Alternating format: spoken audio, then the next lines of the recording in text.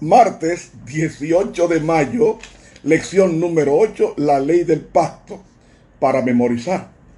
Conoce pues que Jehová tu Dios es Dios, Dios fiel, que guarda el pacto y la misericordia a los que le aman y guardan sus mandamientos hasta 1000 generaciones. Deuteronomio 7:9. Dios, gracias porque tu ley está dentro del pacto y esa ley será escrita por el Espíritu Santo en los corazones de tu pueblo. Oración presentada a través de los méritos sacrosantos de Cristo Jesús.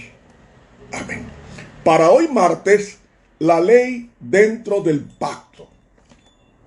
Cuando leemos en Deuteronomio el capítulo 10 y los versículos 12 y 13, encontramos esta tremenda aseveración en la palabra de Dios.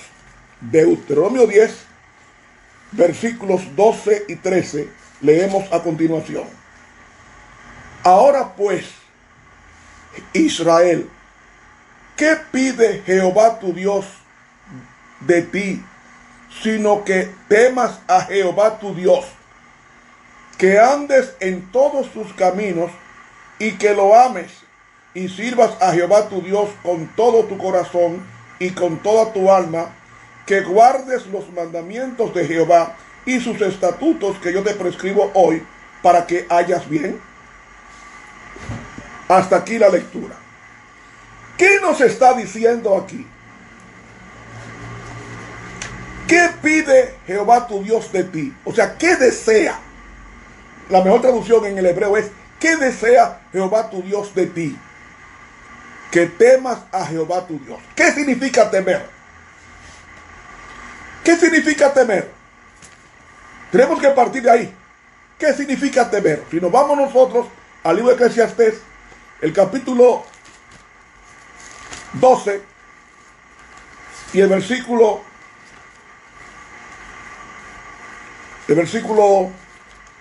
13. El fin de todo el discurso oído es este: teme a Dios, yaque en hebreo, teme a Dios y guarda. Este es el verbo llamar. ¿Ves? Guardar significa obedecer. Teme a Dios, la traducción sería: teme a Dios y obedece sus mishbah, o sea, sus mandamientos, porque esto es el todo del hombre. Entonces, ¿qué significa temer a Dios? Guardar los mandamientos de Dios. Ahora yo pregunto, ¿cuáles mandamientos? Los 10 mandamientos de Éxodo 20, del 1 al 17. ¿O no es así? Entonces, temer a Dios luego se vincula con el pueblo remanente de Apocalipsis 14, del 6 al 12, que nos dice: y vi volar otro ángel por medio del cielo, que tenía el evangelio eterno. ¿Qué es el evangelio eterno? Cristo es el evangelio eterno, para predicarlo a los que moran en la tierra, a toda nación, tribu, lengua y pueblo, diciendo en alta voz: temed a Dios. El verbo es fobeomai. Temed a Dios y darle gloria. ¿Cómo se da gloria? Revelándole en el carácter. Porque la hora de su juicio ha llegado. Ahí usa la palabra crisis, que significa acción de juzgar. El juicio investigador comenzó cuando se proclama este mensaje el 22 de octubre de 1844. Porque la hora de su juicio ha llegado. Y adorad. ¿Cómo se adora a Dios? Teme a Dios guardando sus mandamientos, porque esto es el todo del hombre. Adorar significa respetar. Adorar significa hacer genuflexión o reverencia. El verbo que aparece ahí, el verbo proskineo en el griego, Y prosquineo es el mismo que usó Jesús contra Satanás, que lo tentó en el desierto, que le dijo: al Señor tu Dios adorarás y a Él solo servirá. El verbo que usa ahí, el verbo prosquineo, el mismo que está usando Juan en Apocalipsis 14:6, 14:7. Y adorad a aquel que ha hecho. Ahí viene. Tú no puedes adorar cualquier persona ni cualquier cosa. Tú tienes que adorar a aquel que ha hecho el cielo, la tierra, el mar y las fuentes de las aguas. Es decir, es específico. Tú tienes que adorar al que creó. ¿Y quién es el creador? Jehová. ¿Y quién es Jehová? Vete al cuarto mandamiento de la ley de Dios, que dice: Jehová fue el creador de los cielos y la tierra. Entonces, a ese es que tú debes adorar. Y sus mandamientos son 10. Entonces, volviendo a Deuteronomio capítulo 10, versículos 12 y 13, dice: ahora pues, Israel, ¿qué pide Jehová tu Dios de ti? Sino que reverencies a Jehová tu Dios. ¿Cómo se respeta a mamá y papá? Obedeciendo. ¿Cómo se respeta a Dios? Obedeciendo su ley. Está diciendo: mis voluntades, mis deseos están supeditados a la voluntad de Dios. Y yo pregunto: ¿y qué es la voluntad de Dios? Los 10 mandamientos. ¿O son más? ¿Son 10? Ahora, que lo ames. ¿Qué significa amar a Dios?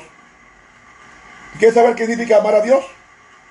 El mismo Jesús en Juan 14:15 dice: si me amáis, guardad mis mandamientos. Esa traducción a mí no me agrada, porque en el griego no dice así. En el griego es derivado. En el griego dice: si me aman, guardarán mis mandamientos. Si usted lo duda, busque la Biblia de Jerusalén y léalo. Si me aman, guardarán mis mandamientos.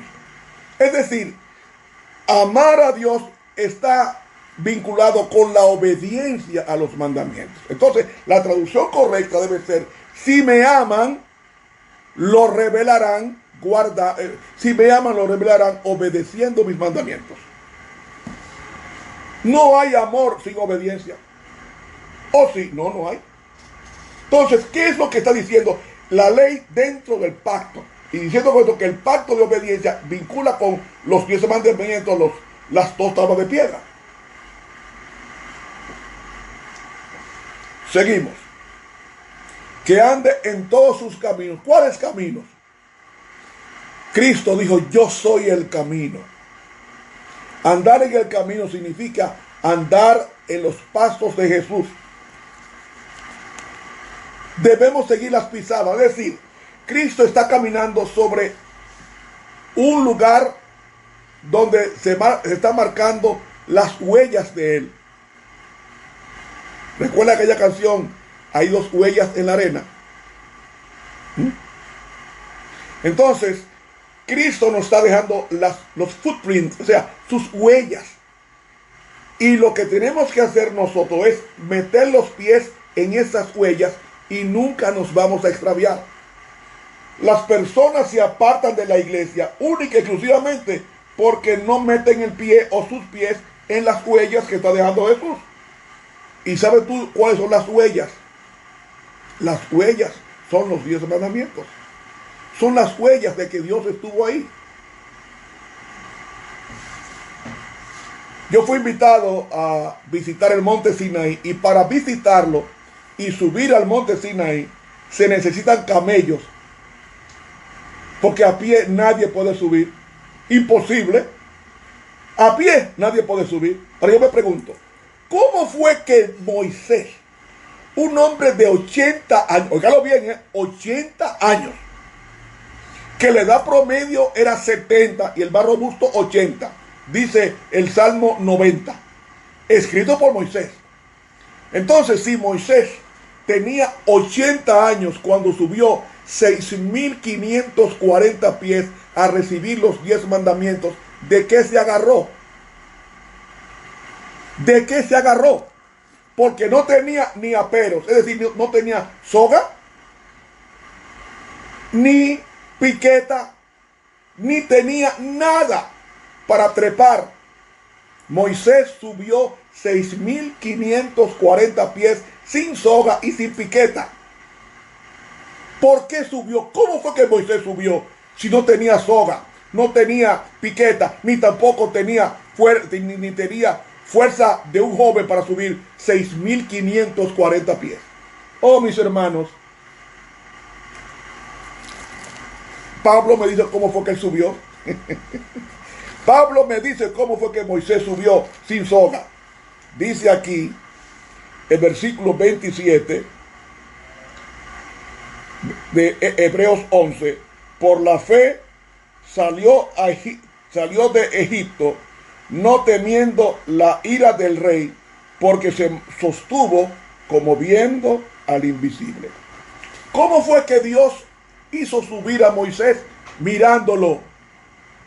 Moisés se puso a ver a Dios y mirando hacia arriba, Moisés mirando a Dios no se dio cuenta de lo agreste del terreno, lo difícil que era subir el monte santo, el monte Sinaí. Pero Moisés dijo, no, yo estoy viejo. No dijo así. Yo tengo 80 años, yo no voy a subir porque esto es muy alto para mí. No.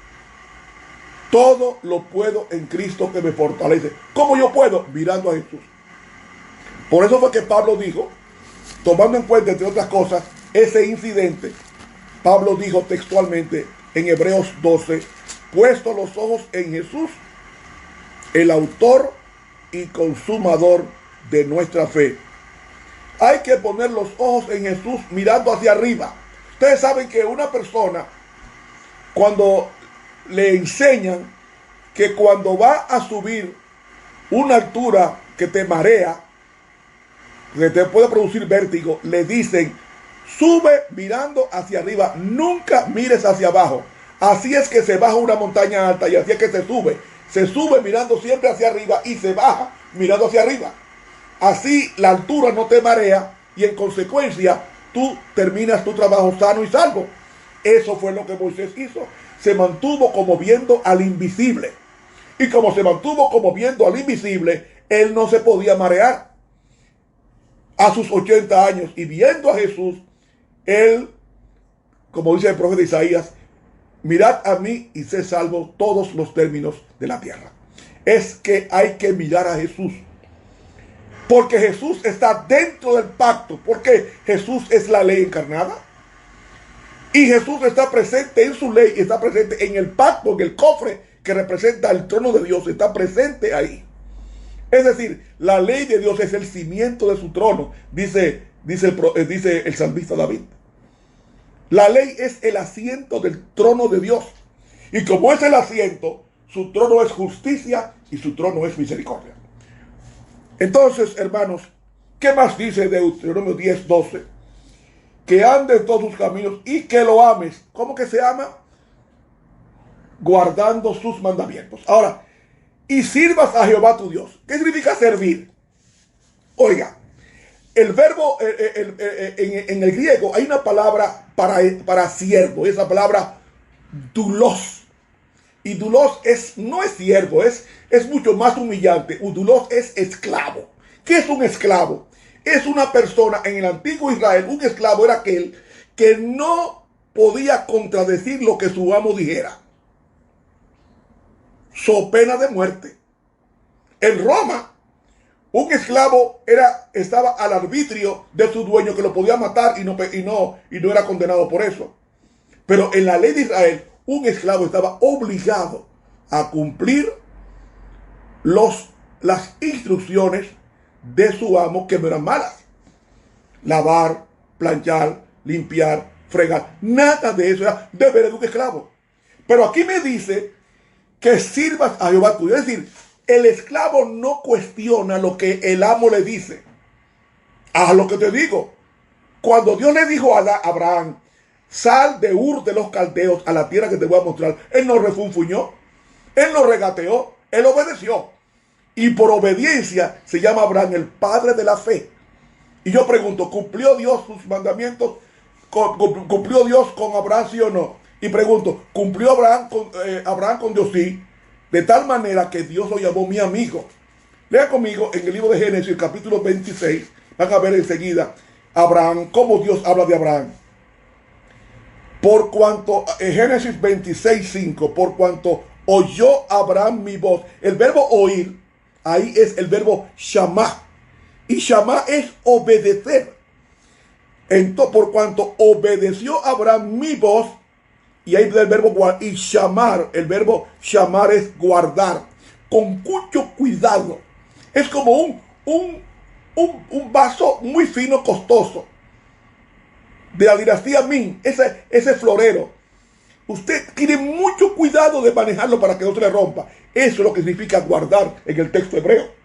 Es decir, y Abraham oyó, o sea, oír, el verbo shama significa obedecer mi voz y guardó mi precepto, mis mandamientos. La palabra que aparece ahí es misbah en el hebreo, que es exactamente 10 mandamientos que menciona en la Biblia en Deuteronomio 4:13. Se refiere a los mandamientos de Dios y agrega mis estatutos y mis leyes. La palabra leyes es la palabra Torah, que a eso se le llama a los 10 mandamientos, se llama también al Antiguo Testamento y se le llama también a los 5 libros de Moisés, llamado el Pentateuco o Torah. Ven, hermanos, entonces vemos en consecuencia que esta explicación, que sirvas a Jehová tu Dios con todo tu corazón, no refunfuñando, no, y con toda tu alma. ¿Qué significa alma? Alma no es un fluido corporal. No es un humo. ¿Qué es alma? Si nos vamos a Génesis 2:7, encontramos que el alma es la composición de dos cosas. Dice: formó pues Jehová Dios al hombre del polvo de la tierra, y alentó en su nariz soplo de vida, y fue el hombre un alma viviente.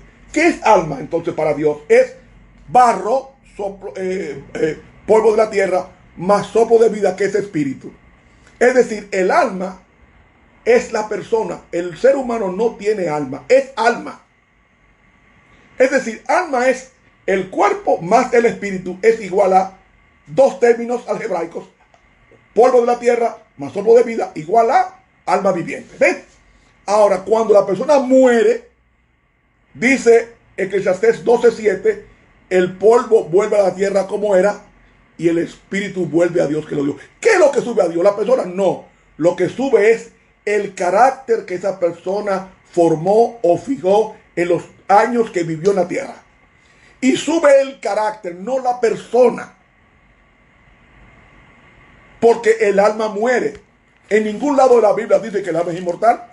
Es más, en Ezequiel, el capítulo 18, dice el mismo Dios, versículo 4: he aquí que todas las almas son mías, como el alma del Padre, así el alma del Hijo es mía. El alma que pecare, esa morirá. ¿Ven? El alma muere. ¿Por qué? Porque el alma es la composición de cuerpo más espíritu. Entonces, si es la composición de dos términos, ¿a dónde va el cuerpo? A la tierra, que lo tomaron de la tierra. ¿Y el espíritu dónde va? A Dios. ¿Qué es lo que sube? ¿La silueta de un muerto? No. Lo que sube es el soplo de vida. El mismo soplo de vida que Dios insufló en la nariz a Adán. Ese soplo es lo que sube a Dios. Es decir, la vida prestada de Dios sube a él. Y usted va a decir: ¿y qué pasó entonces con el muerto? Bueno, Jesucristo dice en Juan capítulo 5 y el versículo 28, dice: no os maravilléis de esto, porque vendrá hora cuando todos los que están en los sepulcros oirán su voz. Yo pregunto, ¿dónde están los muertos malos y los muertos buenos? Jesús dice: en los sepulcros. No están ni en el infierno, ni en el cielo, ni en el purgatorio, ni en el limbo. Están en el sepulcro, dice Jesucristo en Juan 5:28. Y cuando Él llame, yo voy a llevar desde sus tumbas. ¿Me están siguiendo? Entonces, eso es lo que yo quiero indicar a ustedes, que para Dios el alma es una persona. Cuando la persona muere, ya no es alma, porque ya murió. Lo que sube a él es el espíritu, es decir, la facultad de respirar es lo que sube a Dios. Es decir, el carácter que se formó en los años de vida de esa persona. Entonces, lo que sube a Dios es el carácter, no la persona. ¿Por qué? Porque Eclesiastés 9 dice que los muertos nada saben. ¿Me está siguiendo? Entonces, yo no sé de mi papá, ni de mi mamá, ni de mis abuelos. Ellos murieron. Ahora, sus nombres están escritos en el cielo. O sea, sus caracteres están en el cielo. Y cuando Cristo venga, los va a llamar, unos para vida eterna y otros para vergüenza y confusión perpetua. Los muertos están en sus tumbas. Ahora, mis hermanos, entonces, para que sirva Jehová con toda tu alma, es decir, con todo tu ser, tu cuerpo forma parte de tu alma. Entonces, ese cuerpo, cuídalo. No le eche bebidas alcoholizadas, ni comidas malsanas. Come y bebe lo que Dios quiere, que lo que Dios hizo para comer y beber. Nada de alcohol, nada de droga, nada de eso lo hizo Dios para que fuera usado. Y entonces dice que guarde los mandamientos de Jehová y sus estatutos que yo te prescribo hoy para que te vaya bien. Yo hago una pregunta. Entonces, Dios condiciona la obediencia para que me vaya bien. No es eso. Él está hablando como si fuera humano. Déjame explicarle cómo es que Dios actúa. Si Él me dice, cuando coja el highway, trata de conducir con cuidado. Una persona que conduzca su vehículo con cuidado difícilmente choque, a menos que venga un imprudente y se mete en el carril contrario al tuyo. Pero si tú obedeces las señales de tránsito, no habría choque ni habría problemas en el camino. Los choques vienen por diferentes razones, la mayoría de las veces por errores humanos o imprudencias humanas. Si el límite de la velocidad es 80 kilómetros, es decir, 60 millas, ¿por qué ir a 100 o a 120? Cuando a esa velocidad, nada que se atraviese, tú puedes detener el vehículo. No puedes. Entonces, ¿qué va a pasar? Si tú frenas a esa velocidad, el vehículo que va a dar vuelta en el aire te va a matar, te va a desnucar. Entonces, la ley de Dios fue hecha para eso. Oigan esto, grábese esto que voy a decir con relación a Dios. A Dios no le da infarto. A Dios no le da accidente cerebrovascular. No le da eso. Porque Dios es Dios. A quienes da infarto y accidente cerebrovascular, el ACV, es a mí que soy un humano. Pero a Dios no le da ni infarto, ni se les taponan las arterias ni las venas. No se le congestionan. Porque Dios no necesita comer grasa. Fíjense que en el ritual del santuario, Él le decía a su pueblo, la grasa quémela, a mí no se la coma, porque le van a tapar las arterias. Le va a dar entonces una arteriosclerosis y van a morir del corazón. Y Dios, pensando en su pueblo, delimitó, dice, coman esto y no coman aquello. ¿Por qué Dios prohibió comer el cerdo? Por capricho del no. Lo que pasa es que cuando entró el pecado, hubo animales que se convirtieron, después del pecado, no antes, se convirtieron en basureros, para que esa basura no las comiera el hombre, sino los animales que no le hagan daño. Por ejemplo, las carroñas, las aves carroñeras, como el águila, como el cóndor, como el vilano, como el buitre, pueden comer cadáveres podridos y no se mueren, porque fueron hechos, después del pecado, Dios los preparó para que ellos fueran los que limpiaran la tierra. Por eso es que el camarón no debe comerse, porque debe suplir o ofrecer dos características, que tenga aletas y escamas. Si son peces del mar, tiene que tener las dos cosas, aletas y escamas. Si falta uno de las dos, no se la coma. Las langostas que comió Juan el Bautista fueron grillos, no las langostas de mar. Fueron grillos, que en mi país llaman esperanza, porque son verdes. Y los cuadrúpedos, Dios le dijo a su pueblo Israel, van a comer los que rumian y tengan la pezuña dividida. El puerco tiene la pezuña dividida, pero no rumia, entonces no se coma. ¿Por qué? Porque para que un animal se pueda comer, para el pueblo de Israel, era tener la pezuña dividida y que rumie. Si faltaba una característica de esas dos, no debía comerse. Igualmente pasa con las aves. Las aves tenían que ser aves, Dios prohibió comer las aves de rapiña, porque las aves de rapiña se alimentan de cadáveres, y los cadáveres se pasan al cuerpo de ellas y enferman al que ingiere esa carne. Entonces, esas tres características de la alimentación, Dios las prescribió en Levítico 11 para que el pueblo de Dios lo obedecía, para que le fuera bien. ¿Quién daña su hígado más rápido? ¿El que toma alcohol o el que no lo toma? ¿Quién daña su hígado? ¿El que come con grasa o el que come sin grasa? ¿Quién es el que daña el hígado? ¿El que le echa droga o no le echa droga? Señores, todo lo que Dios prescribe es para nuestro bien, porque a Dios ni le da infarto, ni le da derrame cerebral, ni le da accidente, ni le da nada. Ni le da cirrosis hepática, ni le da cáncer de hígado. No le da nada de eso, porque que Dios es Dios. A quienes le da eso son a los seres humanos pecadores, que morimos por enfermedades infectocontagiosas o enfermedades que son producto de la imprudencia al comer. Entonces Dios prescribe una ley, por eso es que esa ley está dentro del pacto, y dice, he aquí que, dice versículo 14, he aquí que Jehová tu Dios, he aquí de Jehová tu Dios son los cielos, y los cielos de los cielos, la tierra y todas las cosas que hay en ella. Es decir, como yo te entregué un cuerpo, tú eres mayordomo de ese cuerpo, respeta y obedece mis leyes. Por eso es que el que obedece la ley está obedeciendo la ley dentro del pacto. Y esa ley dentro del pacto, como decimos en el versículo 13, que guarde los mandamientos de Jehová y sus estatutos que te prescribo hoy para que te vaya bien. ¿Tú quieres que te vaya bien? Deja de comer lo que hace daño. Eso mismo es la ley. Obedece la ley y automáticamente el bien te va a venir, porque una cosa deriva a la otra. Hermanos, que Dios nos bendiga. Te habló hoy el profesor Ramón Romero. Los cielos cuentan del Señor la gloria y el poder. En las estrellas que se ven sobre el azul cenit. Gloria al Señor, a nuestro Dios, proclaman nuestras almas. Rendimos gloria al Hacedor con todo el corazón.